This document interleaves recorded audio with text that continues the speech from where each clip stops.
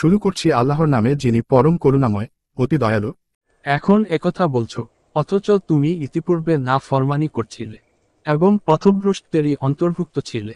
অতএব আজকের দিনে বাঁচিয়ে দিচ্ছি আমি তোমার দেহকে, যাতে তোমার পশ্চাৎবর্তীদের জন্য নিদর্শন হতে পারে।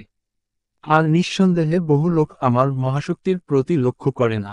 আর আমি বনী ইসরায়েলদিগকে দান করেছি উত্তম স্থান এবং তাদেরকে আহার্য দিয়েছি পবিত্র পরিচ্ছন্ন বস্তু সামগ্রী। বস্তুত তাদের মধ্যে মতবিরোধ হয়নি যতক্ষণ না তাদের কাছে এসে পৌঁছেছে সংবাদ। নিঃসন্দেহে তোমার পরওয়ারদিগার তাদের মাঝে মীমাংসা করে দেবেন কিয়ামতের দিন, যে ব্যাপারে তাদের মাঝে মতবিরোধ হয়েছিল।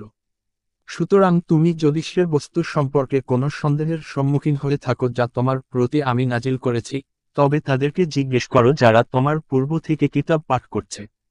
এতে কোনো সন্দেহ নেই যে তোমার পরওয়ারদিগারের নিকট থেকে তোমার নিকট সত্য বিষয় এসেছে। কাজেই তুমি কশ্চিনকালেও সন্দেহকারী হও না, এবং তাদের অন্তর্ভুক্ত হও না যারা মিথ্যা প্রতিপন্ন করেছে আল্লাহর বাণীকে। তাহলে তুমিও অকল্যাণে পতিত হয়ে যাবে। যাদের ব্যাপারে তোমার পরওয়ারদিগারের সিদ্ধান্ত নির্ধারিত হয়ে গেছে তারা ঈমান আনবে না। যদি তাদের সামনে সমস্ত নিদর্শনাবলী এসে উপস্থিত হয়, তবুও যতক্ষণ না তারা দেখতে পায় বেদনাদায়ক আযাব। সুতরাং কোন জনপদ কেন এমন হলো না যা ঈমান এনেছে অতঃপর তার সে ঈমান গ্রহণ হয়েছে কল্যাণকর। অবশ্য ইউনুসের সম্প্রদায়ের কথা আলাদা।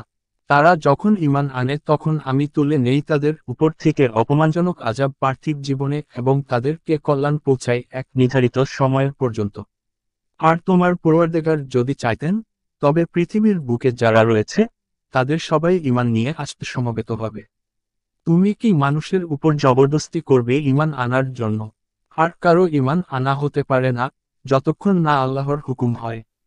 পক্ষান্তরে তিনি অপবিত্রতা আরোপ করেন যারা বুদ্ধি প্রয়োগ করে না তাদের উপর। তাহলে আপনি বলে দিন, চেয়ে দেখো তো আসমানসমূহে ও জমিনে কি রয়েছে। আর কোনো নিদর্শন এবং কোনো ভীতি প্রদর্শনী কোনো কাজে আসে না সেসব লোকের জন্য যারা মান্য করে না। সুতরাং এখন আর এমন কিছু নেই যার অপেক্ষা করবে, কিন্তু সেসব দিনের মতোই দিন যা অতীত হয়ে গেছে এর পূর্বে। আপনি বলুন, এখন পথ দেখো, আমিও তোমাদের সাথে পথ চেয়ে রইলাম। অতঃপর আমি বাঁচিয়ে নেই নিজের রসূলগণকে এবং তাদেরকে যারা ঈমান এনেছে এমনিভাবে। ঈমানদারদের বাঁচিয়ে নেয়া আমার দায়িত্বও বটে। বলে দাও হে মানবকুল, তোমরা যদি আমার দ্বীনের ব্যাপারে সন্দিহান হয়ে থাকো, তবে যেন আমি তাদের এবাদত করি না যাদের এবাদত তোমরা করো আল্লাহ ব্যতীত। কিন্তু আমি এবাদত করি আল্লাহ তাআলার, যিনি তুলে নেন তোমাদেরকে। আর আমার প্রতি নির্দেশ হয়েছে যাতে আমি ঈমানদারদের অন্তর্ভুক্ত থাকি, আর যেন সোজা দ্বীনের প্রতি মুখ করি সরল হয়ে, এবং যেন মুশরিকদের অন্তর্ভুক্ত না হই। আর নির্দেশ হয়েছে আল্লাহ ব্যতীত এমন কাউকে ডাকবে না, যে তোমার ভালো করবে না মন্দও করবে না। বস্তুত তুমি যদি এমন কাজ করো, তাহলে তখন তুমিও জালেমদের অন্তর্ভুক্ত হয়ে যাবে। আর আল্লাহ যদি তোমার উপর কোনো কষ্ট আরোপ করেন তাহলে কেউ নেই তা খণ্ডাবার মতো তাকে ছাড়া। পক্ষান্তরে যদি তিনি কিছু কল্যাণ দান করেন, তবে তার মেহেরবানীকে রহিত করার মতো কেউ নেই।